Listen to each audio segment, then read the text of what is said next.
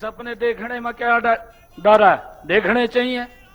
परंतु मैं आप लोगों को एक और बात बताना चाहता हूं।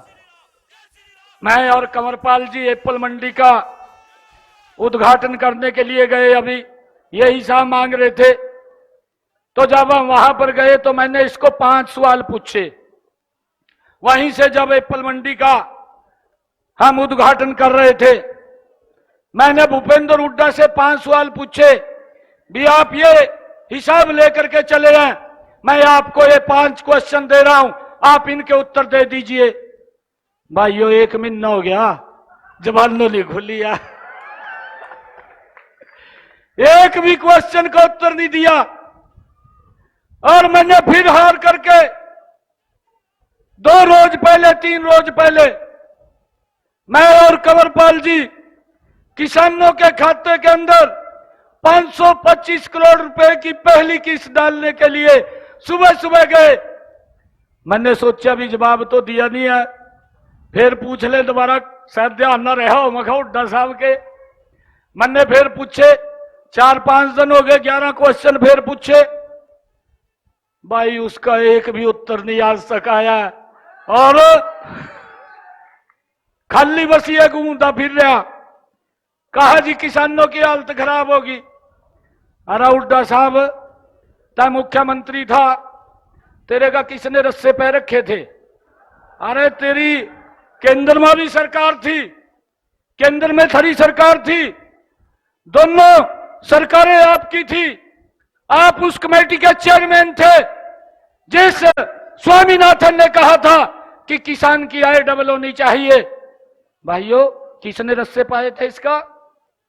मैं ये पूछना चाहता हूं।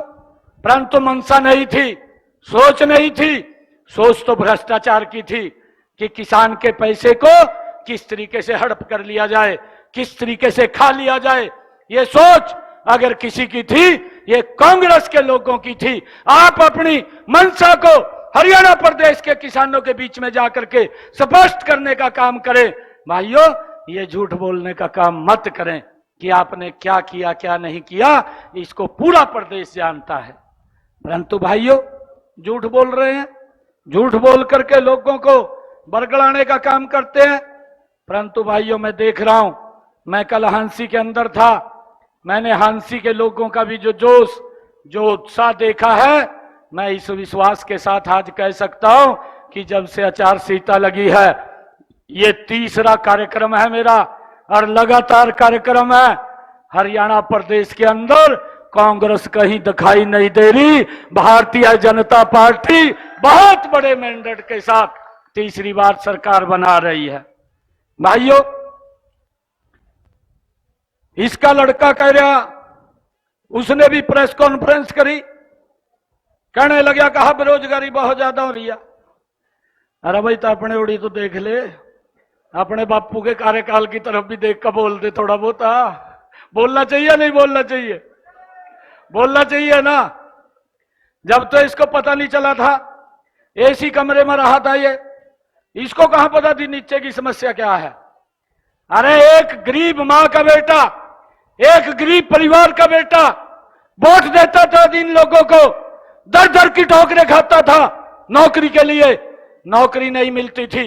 मैं आज छछरौली की इस ऐतिहासिक भूमि के ऊपर आया हूं, मैं एक विश्वास के साथ ये बात कह रहा हूं कि भूपेंद्र हुड्डा बापू बेटा दोनों अपनी किताब उठा ले, कॉपी, और ये बताएं हरियाणा के युवाओं को कि हमने कितना रोजगार दिया। मैं भी बताने के लिए तैयार हूं कि हमने कितना रोजगार दिया है, बिना पर्ची के दिया है, बिना खर्ची के दिया है। भाइयों ये काम अगर किसी ने किया, ये भारतीय जनता पार्टी की सरकार, डबल इंजन की सरकार ने किया है। भाइयों ये सरकार, ये गरीब के हित में काम करने वाली सरकार है।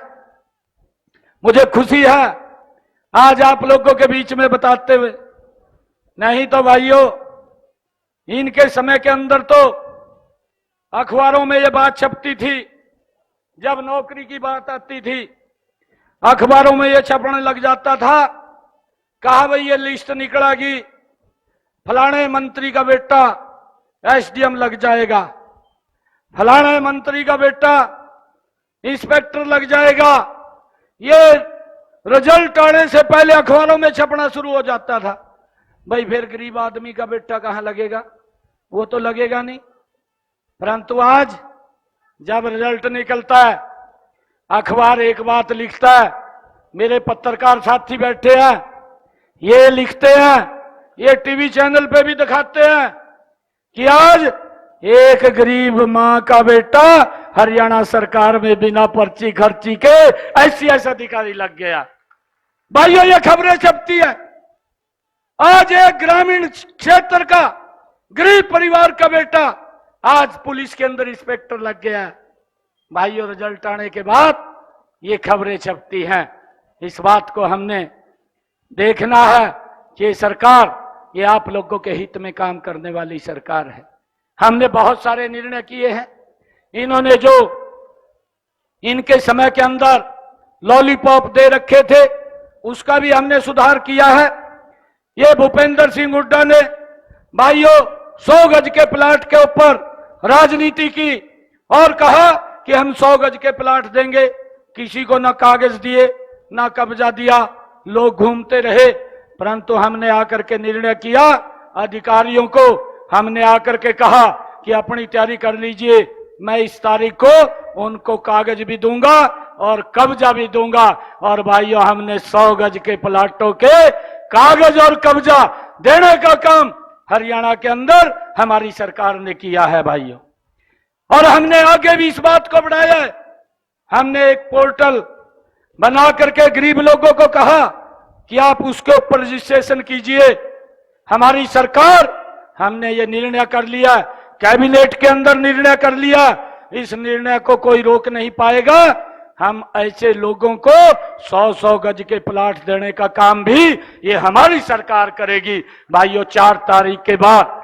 और हमने ये भी निर्णय किया है कि जो बड़े ग्राम है जिसमें 10,000 से ज्यादा आबादी है, वहां पर भाइयों 50 गज का प्लाट देने का काम हमारी सरकार करेगी।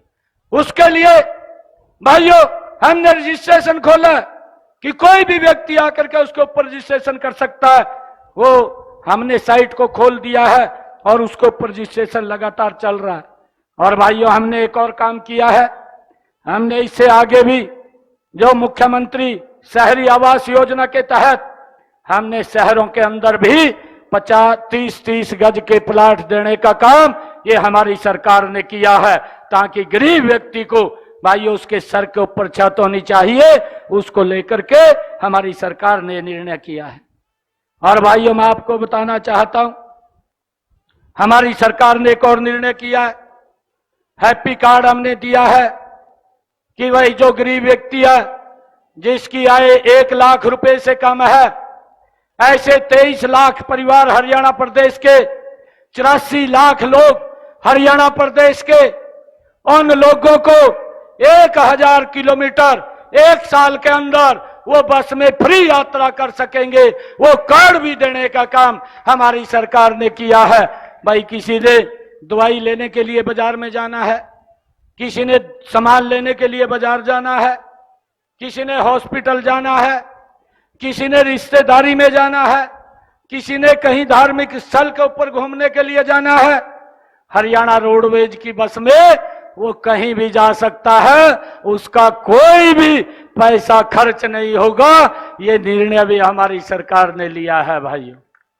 और मुझे ये खुशी है बताते हुए कि ये भूपेंद्र सिंह हुड्डा बोल रहा है, ये जो उठ के गोले छोड़ता घूम रहा, ये सवेरे उठ जा, ये राहुल गांधी के पास फोन करता है, राहुल गांधी नवा उसको एक शगुफा दे देता है और वो सवेरे लग जाता है और उसको फलाने में काम करता है, इधर उधर घूमता रहता है और घूमते हुए कहता है, कहा जी मैं 6,000 रुपए पेंशन कर दूंगा। भाई, मैं आज मुख्यमंत्री नायब सैनी यहां पर रैली को संबोधित करते हुए नजर आए। जन आशीर्वाद रैली संबोधित करने के लिए पहुंचे थे और आपको बता दें कि इसके बाद झज्जर जाने का कार्यक्रम है। अभी जो गाजी में रैली को संबोधित कर रहे थे, उन्होंने कहा कि तीसरी बार बीजेपी की सरकार बनेगी, तो कुल मिलाकर कांग्रेस पर निशाना साधते हुए नजर आए और कहा कि तीसरी बार भी बीजेपी की सरकार बनने जा रही है। कांग्रेस सिर्फ नारेबाजी करती है, ये मुख्यमंत्री ने कहा।